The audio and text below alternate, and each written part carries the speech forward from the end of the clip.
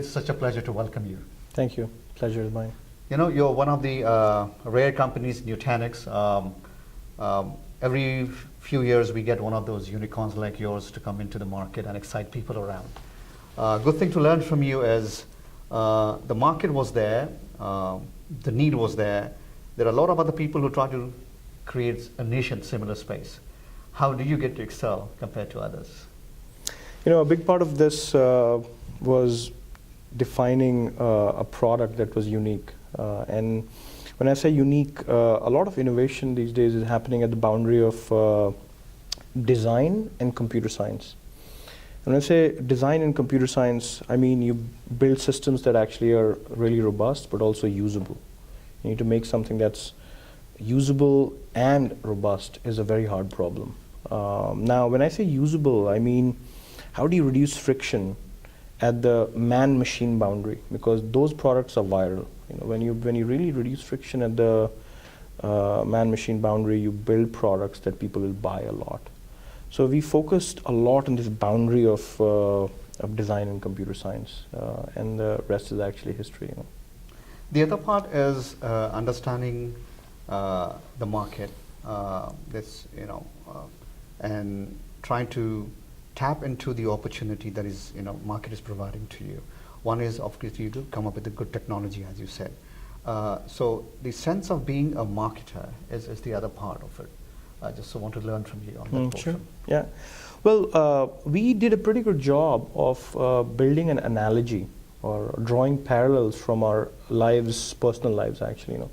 I mean, our product is very similar to what an iPhone is to personal computing. You know, what iPhone did to personal computing was it converged a lot of hardware devices. You know, like a music player, a feature phone, a camera, video camera, voice recorder, GPS devices. They all came together in pure software on this device that we called a smartphone, right?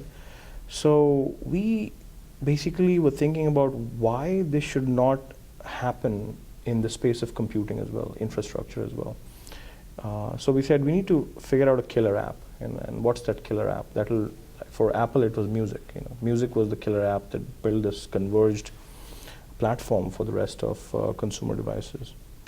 And really picking that killer app was the masterstroke for Nutanix, as a company.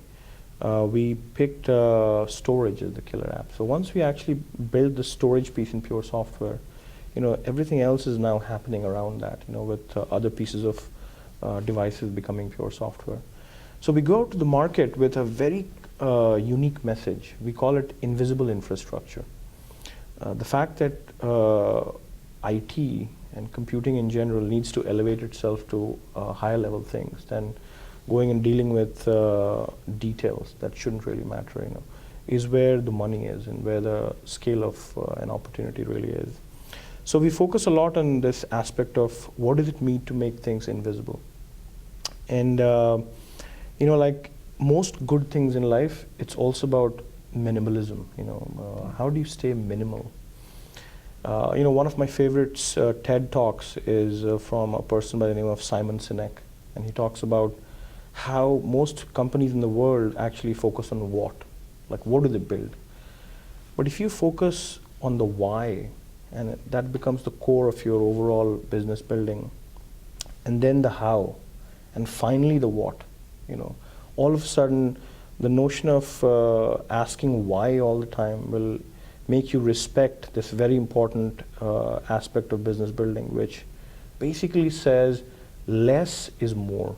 I think, and we apply that concept of less is more to pretty much everything we do, all the way from product design to user interface design to marketing and selling and things like that. So if the product is new, a lot of companies would add more features to say, well, maybe if you just add more, it'll become more sellable, as opposed to going back to the drawing board and saying why, and is there anything else that we need to do less, and then focus on a few very important things. So I think it's really about minimalism, in the way you actually message things to the street and the market, and getting in the habit of asking the question why.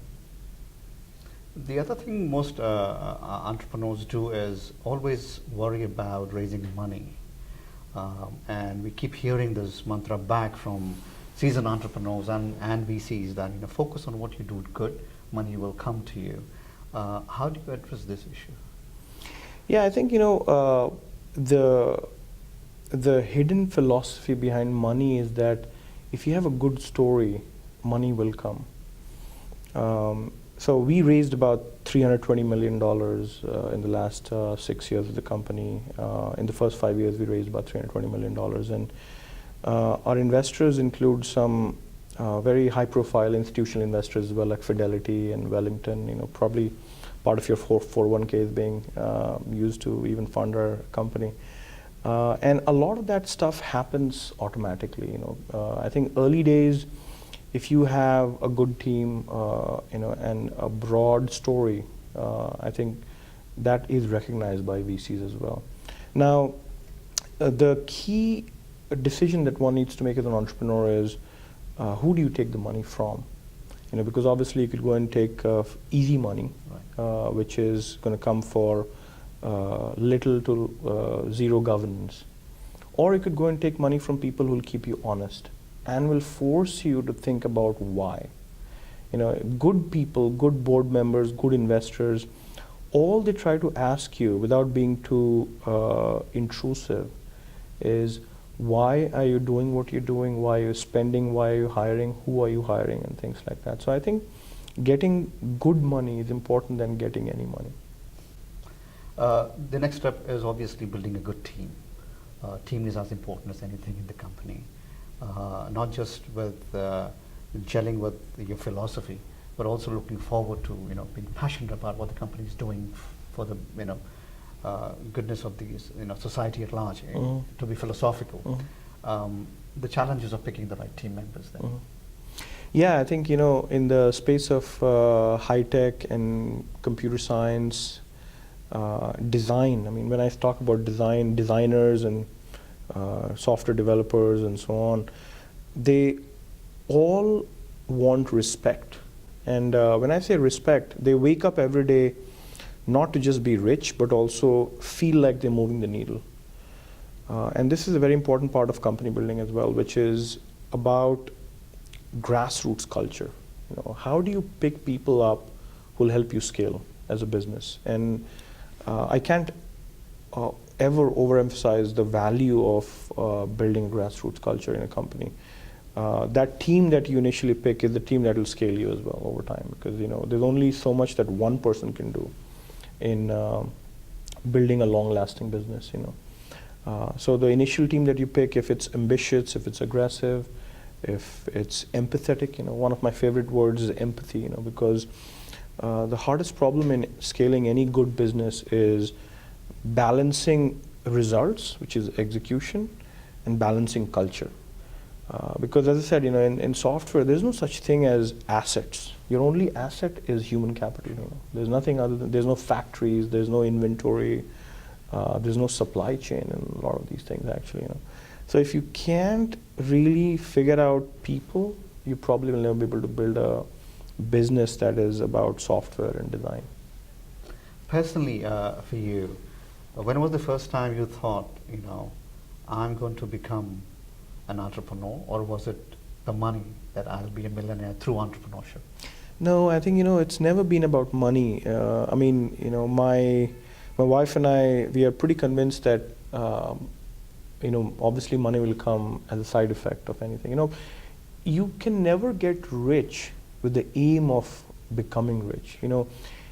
And I've always felt personally that if you do things that give you joy, money will come as a side effect. If you look at the most popular and successful sports people or musicians or actors in Hollywood or Bollywood or any of these people, they just chase their passion. And if you just focus on that part, then everything else just falls in place actually. So I wanted to become an entrepreneur because I just wanted to move the needle. Move the needle beyond just working for a large company and being like a small fish in a big pond or something. And it's very important to really go and define a new sort of world order in the space of computing, in space of IT infrastructure, and so on.